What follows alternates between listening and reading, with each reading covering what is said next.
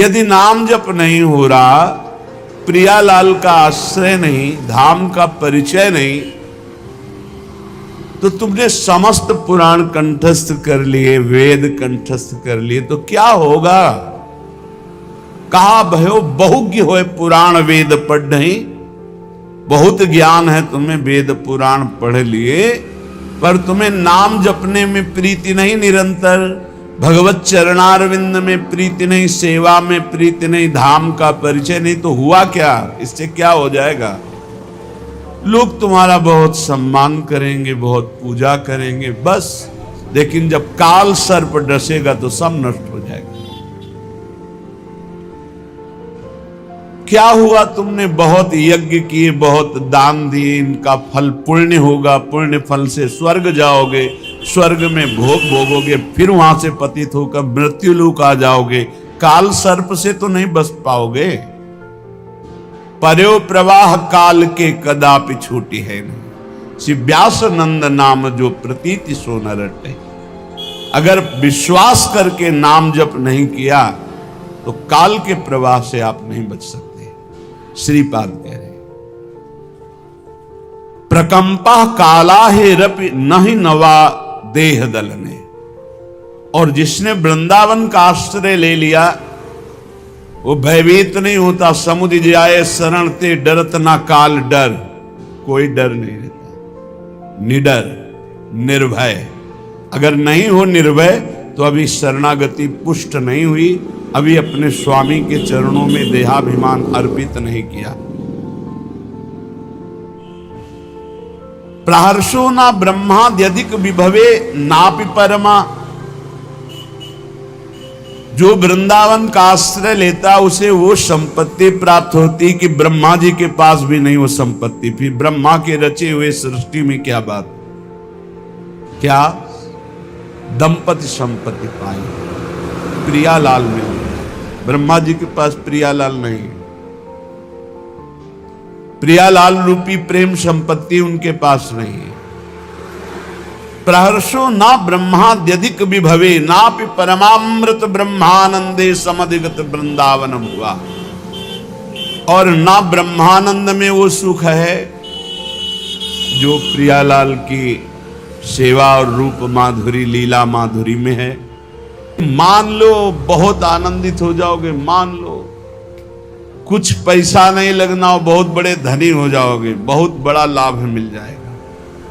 ये सब पुण्य है, रूही का ढेर समझो, एक अपराध बन जाए सब भस्म हो जाएंगे। नाम सोना है, सोना जितना तपेगा उतना ही चमकेगा, नष्ट होने वाली नहीं, अविनाशी वस्तु है। कमा लो ये सोना। ये जो सोना है, सोना, ये सोना वास्तविक सोना, इसी सोना में सोवत पांव पसार। पूरी रात निकल जाए, जब नींद ना आवे, मंत्र चले, तब समझो।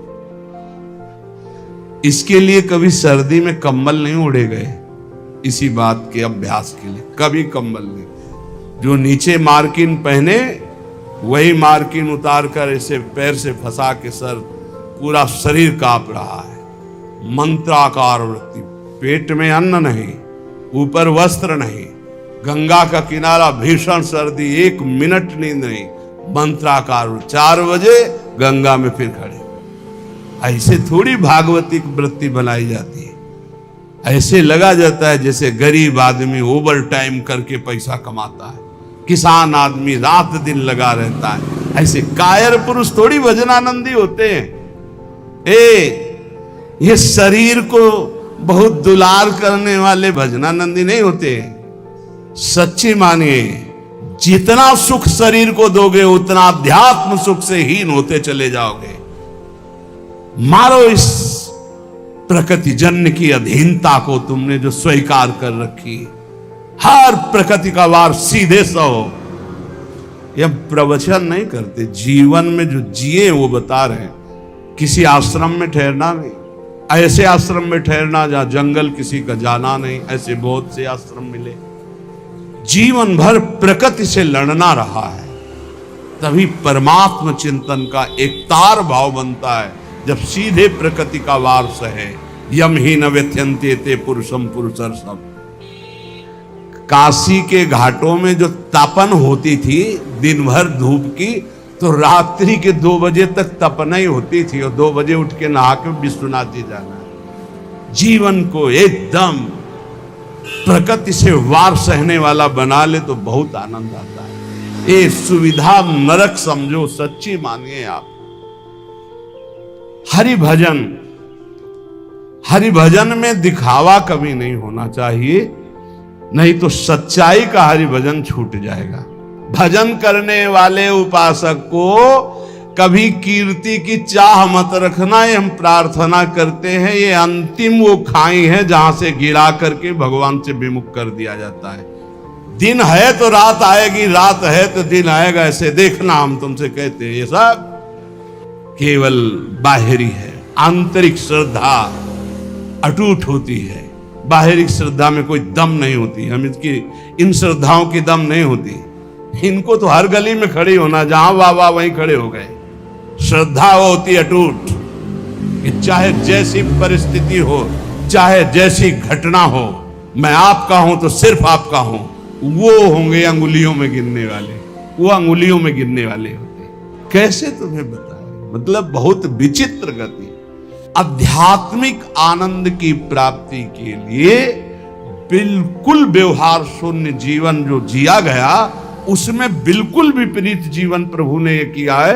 हजारों लाखों की जो भीड़, ये जनसंख्या है, भगवान ने ये भीड़ भजन अगर निरंतर आपका अभ्यास है तो चल जाएगा, नहीं तो आम हो जाएगा कि मैं बहुत बड़ा हो गया हूं, जहां हुआ मैं बहुत बड़ा हुआ, वहीं से भक्ति का नाश हो जाएगा। ये सम्मानम कल्यात घोर गरलम नीचापमानम सुधाश्री राधा मुरलीधरो भज सके वृंदावन मात्यज।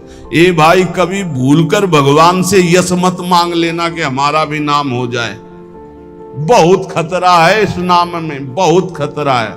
आपसे सबसे प्रार्थना करते हैं, यश की चाह मत रखना। उर्कछु प्रथम वासना रही, सो प्रभु पद सरित प्रीति सो बही। बहा दो वासना को। अगर कोई वासना रहेगी तो बहुतायत में मिलेगी, क्योंकि मेरा मालिक सबसे पहले अंदर की वासना की पूर्ति करता है। विभीषण जी के पहुंचने पर सबसे पहले लंकाधिपति का अभिषेक किया। इसलिए साधक अंदर की वासनाओं को देख लो, अगर कोई भी वासना तो हटा दो। नहीं, मेरे स्वामी का स्वभाव है, पहले तुम्हें वासना की चीज फेंकेंगे ले, और जब घृणा हो जाएगी तब आगे बढ़ा देंगे। मान आखिरी खाई है जिस पे साधु गिर जाता है। इसीलिए सबसे पहले सिद्धावस्था की सीढ़ी पे निर्माण लिखा है। निर्माण अमोहा जित संग दोषा। अपने में कोई गुणा अभिमान आकर के ये श्रेष्ठता का भाव हो जाना, मानो परमार्थ में पोछा लग जाना। भाई कभी अहम, ये भाव मत अहम में लाना कि मेरा नाम हो जाए। भगवान को जो करवाना तो करवाने ही, वो तो सर्व समर्थ हैं, वो तो नौकर हैं, हम वैसे ही करना पड़ेगा। पर चाह कभी मत करना। अगर चाह किया तो ये आखिरी खाई है, इसमें साधु को गिरा दिया जाता है। ये माया की बड़ी विचित्र मनोहर चाल है, बड़ा मीठा जहर है, जिसे हाथ में लेकर स्वयं खा लिया जाता है। ये मान प्रतिष्ठा यश कीर्ति ये जगत मंगल कराने वाले भगवान की हो, उन्हीं का यश गाए। अपनी कभी न मानकर इसका जो भोग करेगा वो नष्ट हो जाएगा। मेरी यश कीर्ति इससे नष्ट हो जाएगा। सर्वभूत पर दया, दया तो करनी है, पर दया वो जिसमें भगवत विस्मरण न होने पावे। दया को उल्टा याद, अगर हरि की याद भूल गई तो वो दया फंसा देगी पक्का। और जिस दया में हरि सामने है कि ये मेरे भगवान हैं, वो कभी नहीं फंसा पाएगी। संत के लक्षण, जब वाणी खुले तो भगवत चर्चा, जब वाणी बंद तो भगवान नाम जप, और स्वयं साधु होते हुए साधु की सेवा, ये प्रधान लक्षण है।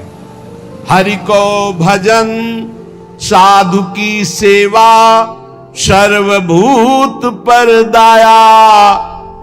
हिंसा लोभ दंभ छल त्यागे, विषम देखे माया।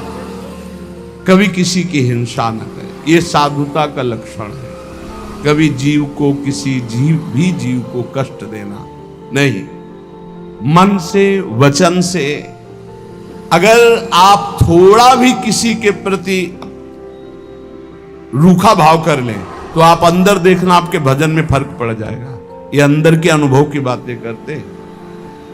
अगर उसको तुमने डांटा है, सही माने में डांटा है और भगवत भाव करके डांटा है, तब तो आपका भजन चलेगा। और अगर भगवत भाव नहीं किया है और बिना किसी अपराध के आप डांट रहे हैं तो आपका भजन बंद हो जाएगा पक्का। थोड़ा अपराध है, बहुत डांट दिया तो आपका भजन बंद हो जाए। ये भागवती क्षेत्र है। किसी को ना वचन से, ना शरीर से, ना मन से पीड़ा ना पहुंचाए किसी को भी। देखो, लोभ, किसी भी तरह अर्थ का लोभ ना आने पाए। दंभ, कोई दिखावा, मान प्रतिष्ठा के लिए नाटकबाजी नहीं होना चाहिए। छल त्यागे, छल अंदर कुछ है बाहर कुछ है ऐसा ना करे। साधुता का मार्ग निर्मल है। संत सरल चित जगत हित जान स्वभाव सने। संतों का स्वभाव ही होता है जगत मंगल करना, सरल चित्त, छल कपट रहित रहना। और विषम देखे माया। माया किसे कहते हैं? मैं मोर तय तोर, जहां तक इंद्रियां जा रही, जहां तक भोग विलासता के लिए मन जा रहा, सो सब माया जानो भाई। अपने माया में ही जी रहे हैं, माया में ही रह रहे हैं, माया के ही शरीर में है। इसे भगवत समर्पित करके माया की वस्तुएं भगवत प्रसाद करके पाओ। माया की वस्तुएं भगवत समर्पित करके प्रसादी पहनो, बच जाओगे। अगर स्वयं भोक्ता बनोगे अमनिया के तो फिर माया फंसा लेगी। अमनिया ठाकुर जी को प्रसादी आपकी, बच जाओगे। ये सिद्धांत है बचने का। एक भी वस्त्र बिना ठाकुर जी को अर्पित किए मत पहनना। एक बूंद पानी बिना अर्पित किए मत पीना। एक भी अन्न का टुकड़ा बिना अर्पित किए न जाए तो आप देख लेना माया मुक्त हो जाओगे। सहनशील साधु कौन? जो सह जाए, अंदर की बात और बाहर की भी बात। बाहर कोई गाली दे दे, अपमान कर दे, निंदा कर दे, सह जाए। अंदर की बात, काम आ रहा है, क्रोध आ रहा है, लोभ आ रहा है, मोह आ रहा है, चुपचाप सह जाए। इनके सहने से भगवान की प्रसन्नता होती है। इनके सहने से भगवत भक्ति बहुत जोर की बढ़ती। सहत सहत बाढ़े भगत गिरे तन गुरु हित गान। ये नियम बना लो कि मुझे सहना है, सहने से भगवान प्रसन्न होंगे। अपने प्रभु के लिए हर दुख सहना है। जब ये बात आ जाती है तो सब कुछ सहन करने में आनंद आता है। भला कष्ट सहने में कहीं आनंद आता है? लेकिन आनंद आता है अपने प्यारे के लिए कष्ट सहने में आनंद आता है। सहनशील, अगर ज्ञान हो जाए तब तो फिर क्या कहना हो। ज्ञान नहीं तो अपने प्रभु के लिए सहो। ज्ञान में तो सहना ही क्या, स्वाप्निक है, बिल्कुल स्वाप्निक है। बिल्कुल जैसे जगत आप देख रहे हो बिल्कुल स्वप्न चल रहा है। ये दीर्घ स्वप्न है मोह निद्रा में। भक्ति में उसे ऐसे ले लो कि भगवान की लीला हो रही है तो हमें भगवान सहाना चाहते हैं, इसलिए गाली दिला रहे हैं, इसलिए निंदा करा रहे हैं, इसलिए अपमान करा रहे हैं, चुपचाप सह जाओ। तो श्रीपाद कहते हैं कि वृंदावन में यदि ऐसे रसिकों का संग मिल गया तो आप ये जान पाओगे कि वृंदावन में जो कूकर शूकर जीव जंतु हैं सब भजनानंदी परमहंस है, महापुरुष है। वृंदावन मनु विंदाम्य हम अपि देहम स्वसुकरादि नाम। इसलिए मैं भी ये इच्छा करता हूं कि मेरा शरीर अगर छूटे और प्रियालाल ना मिले तो मैं सुअर कुत्ता वृंदावन का बनूं, बाहर ना बनूं। और ये यहाँ का सिद्धांत है। यहां जिसका शरीर छूटता है उसे बाहर नहीं भेजा जाता। कीड़ा मकोड़ा पशु पंछी जो भी बनेगा वो यहीं का बनेगा। मेरा जन्म वृंदावन में ही हो किंतु अन्य जगह देव शिरोमणि दुर्लभ शरीर मुझे ना मिले। मुझे वृंदावन में सूकर कुकर आदमी बन, क्योंकि यहाँ कभी रसिकों की जूठन मिलेगी, प्रियालाल के गुण गाने वाले रसिकों के दर्शन होंगे, प्रियालाल का यश सुनने को मिलेगा, और जब इसी रज में शरीर छूटेगा तो प्रियालाल की प्राप्ति हो जाएगी।